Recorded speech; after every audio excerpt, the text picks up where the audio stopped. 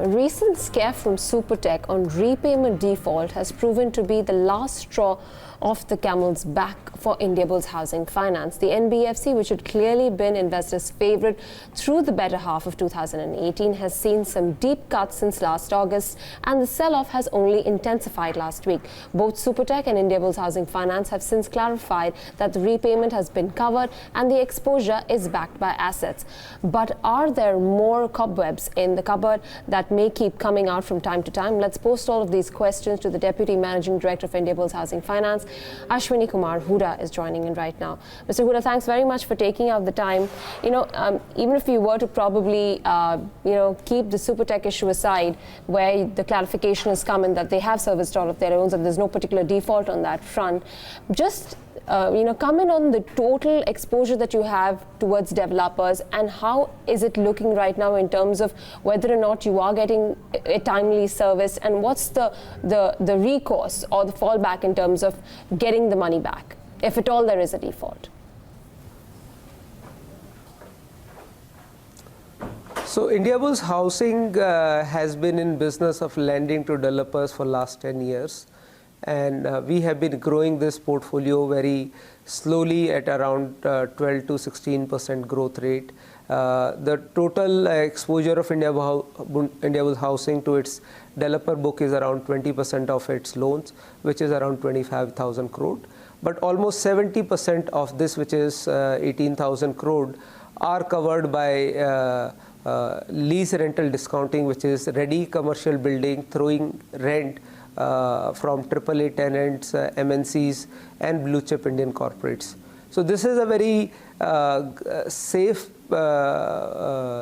asset book on the developer side that we have built over a very long period.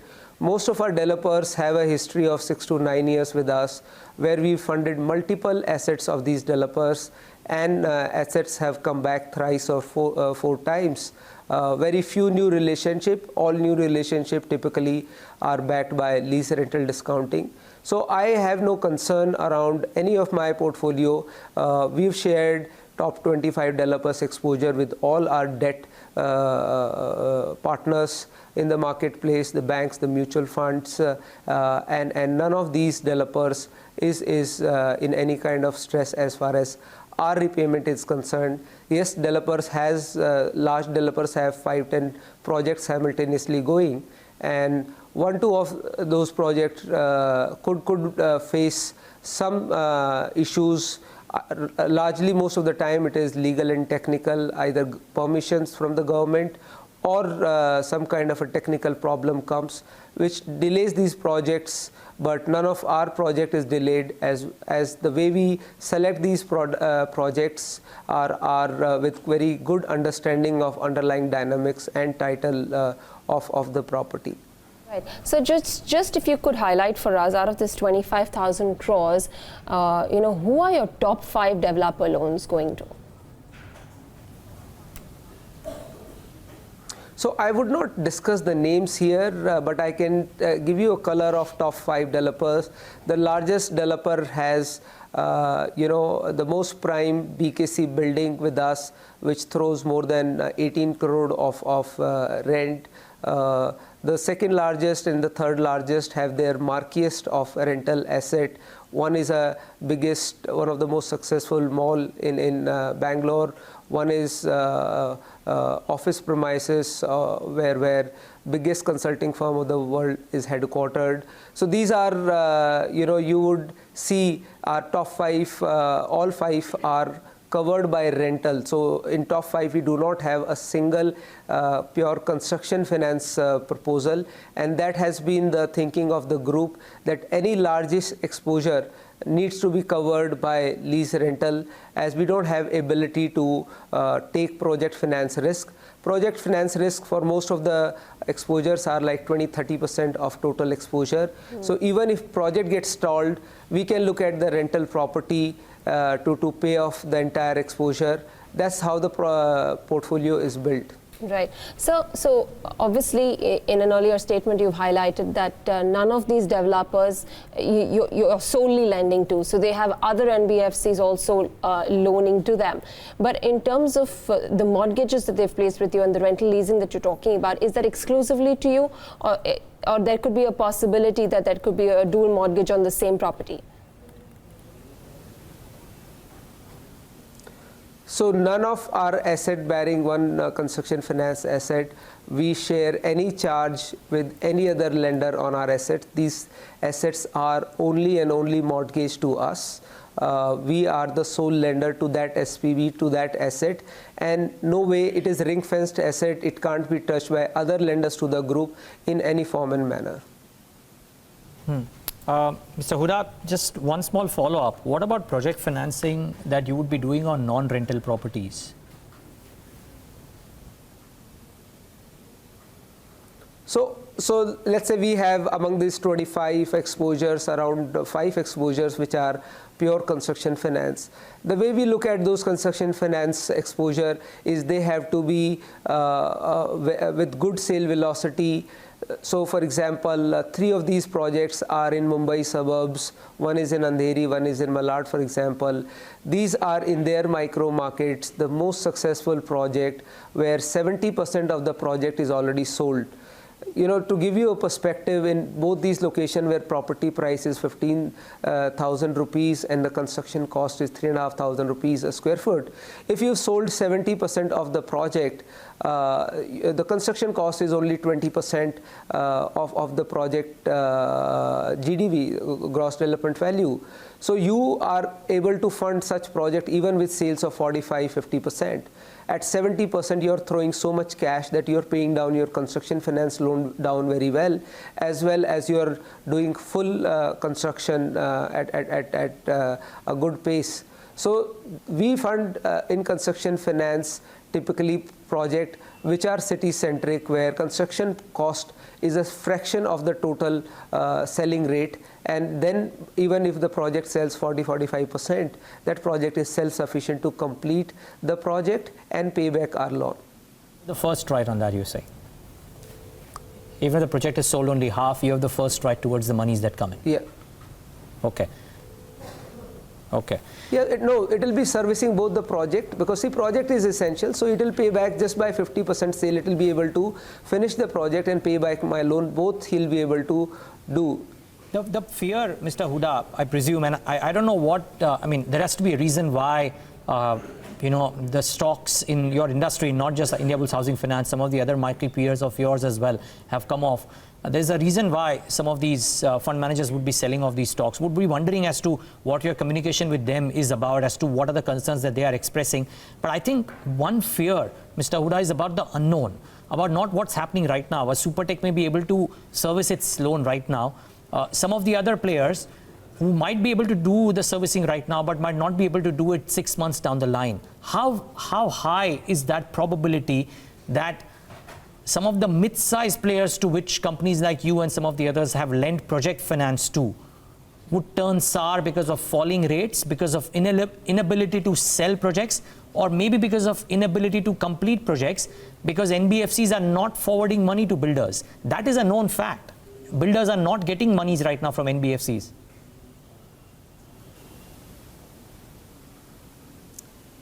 So, you know, while there is a liquidity crunch in the financial markets, and then the theory is that if NBFCs are not funding developers, then the refinancing of the assets will stop, and that will put pressure on developers' cash flow.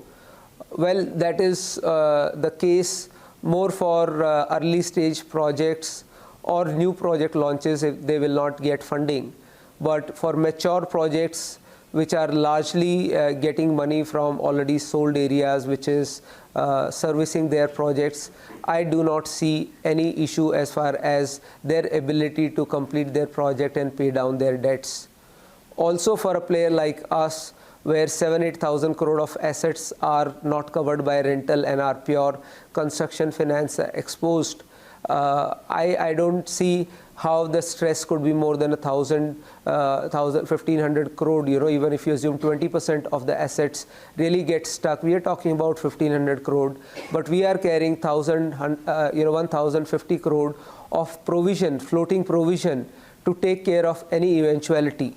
So structurally, if you look, we have built so many cushion over last 5-6 years by investing in additional provision, that even a doomsday will take care of all these issues.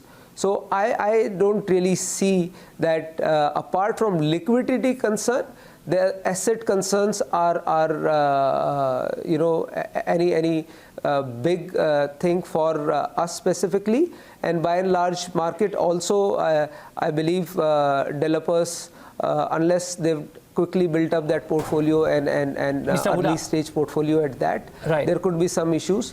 But yeah. No, Mr. Hooda, so just a small clarification, because running slightly short of time. You are saying out of the total exposure to project financing that you would have, be it out of, let's assume the number is 100. Out of that 100, a majority is backed by lease rental discounting.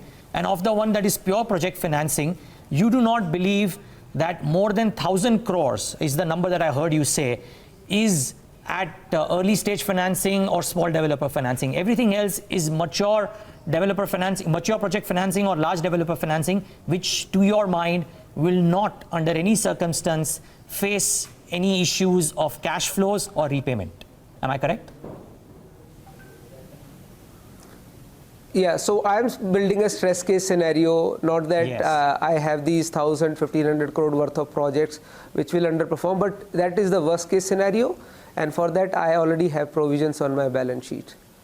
Mr. Hooda, just in continuation to that, recent report suggested that LAP loans backed by industrial property are the more problematic area right now. Does that feature in your book? And do you have exposure, and do you have mortgages in the form of industrial property? So, we are the most seasoned book in loan against property. We started this business almost 14 years back. We were pioneers of this business in India, and we have been transparently sharing our loan against property pool with both the rating agency CRISIL and ICRA for their categorization, and 99% of our loan qualify for the top 2 grades out of the 5-grade scale. 98% of our loan against property business is supported by small business owners' house. So 98% is residential property supported portfolio. I have not seen, it has seen demonetization, GST, global financial crisis, 2013 fund dry up. It has seen many cycles over last 10-12 years, and under no circumstances has our portfolio, and we are the only one which publishes last 10 years static pool analysis of our loan against property. The maximum hit has been more like 70 basis point of NPA in that business. As we speak, we are at 45 basis point NPA, and I do not see them climbing in any manner because they are backed by residential property, and appraisal is pure cash flow backed. Okay, got that. So the other concern here seems to be the actual disbursement that most NBFCs are getting versus what has been approved by bank lines or credit lines that they have. Is that a problem that you're facing? And how much have your disbursements seen a drop?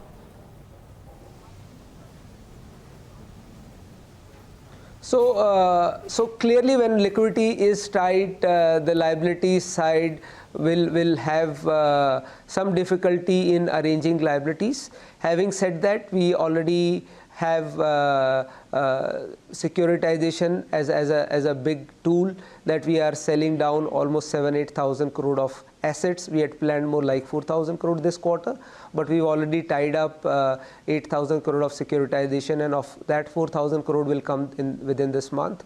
Further, we have been able to roll over some of our papers. We've raised some bonds since 21st September.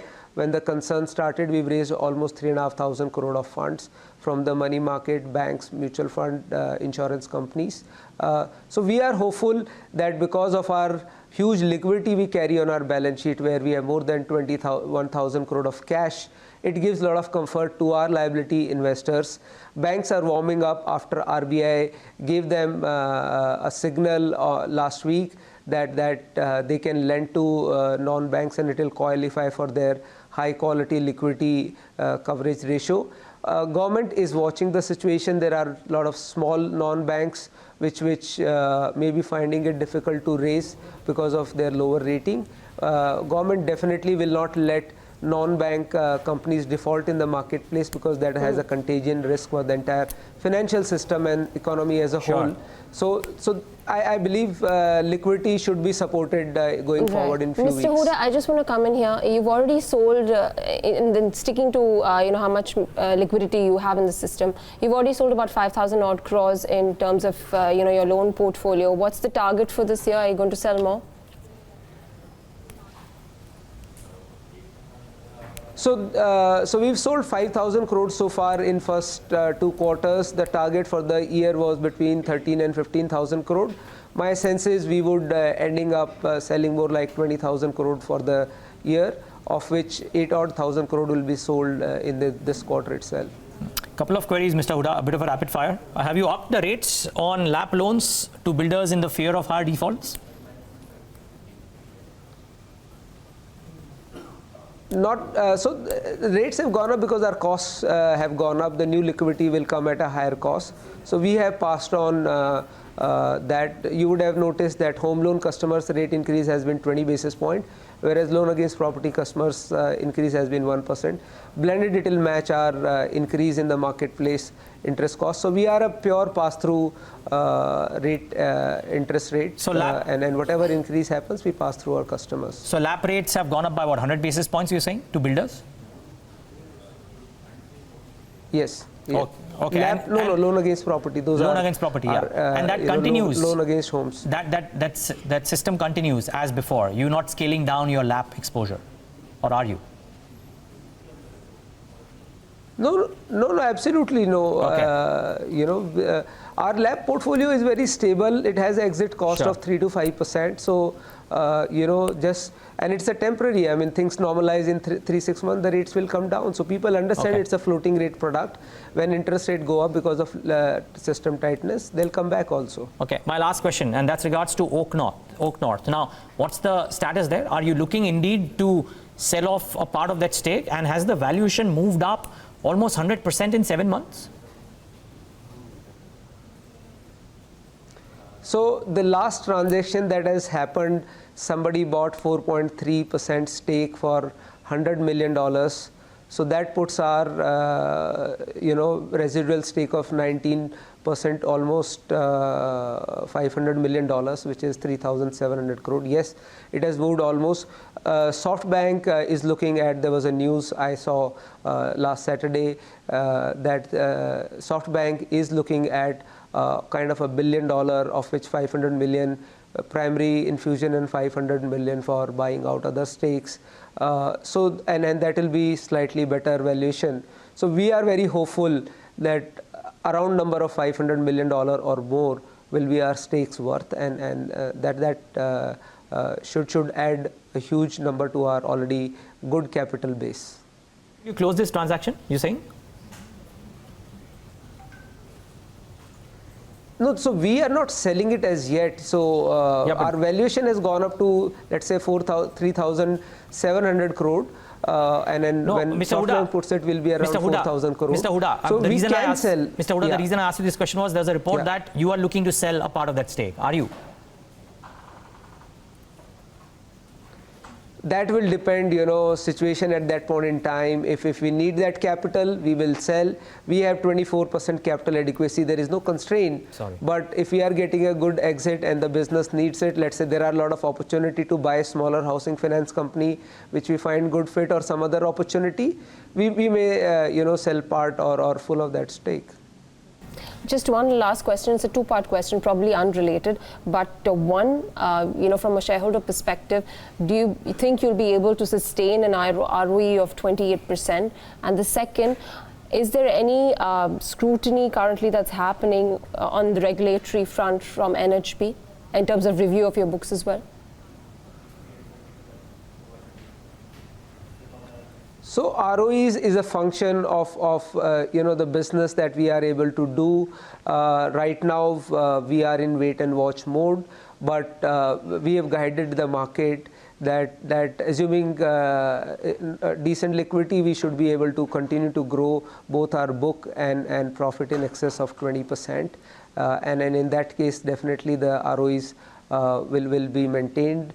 National Housing Bank is clearly seized of the situation because all housing finance companies are largely, you can say 95-90% wholesale funded, and any risk aversion in wholesale market will directly impact both the repayment capability as well as the business growth and hence housing loan formation in the country, and it has a cascading effect on the economy as a whole. So the regulators are watching, the government is very keenly watching. Some of their departments have reached out to us to give them color of the situation on the ground. So everyone appears to be clued on into financial markets, and they understand that even one small default from a small non-bank can trigger a systemic issue. So I believe that we should see some kind of initiatives from them over the next few weeks. We'll leave it at that, Mr. Hooda. Thanks so much for joining in today and giving us that perspective, and all the best for the quarters ahead. Well, that's a confident Ashwini Kumar Hooda of Indiabulls Housing Finance talking about the stress case scenario for the company.